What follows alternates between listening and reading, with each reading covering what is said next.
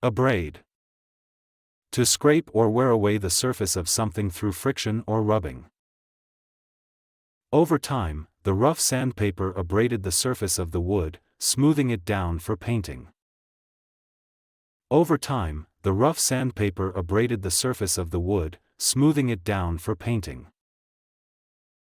The constant rubbing of the rope against the rock abraded it, weakening the fibers and making it fray. The constant rubbing of the rope against the rock abraded it, weakening the fibers and making it fray.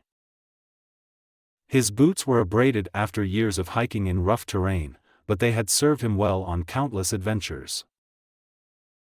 His boots were abraded after years of hiking in rough terrain, but they had served him well on countless adventures. The wind and sand slowly abraded the statue's surface, eroding the details over centuries of exposure to the elements.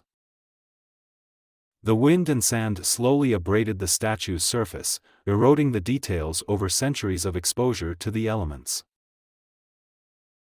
The fabric was delicate, and any rough handling could abrade it, leaving it looking worn and damaged. The fabric was delicate, and any rough handling could abrade it, leaving it looking worn and damaged.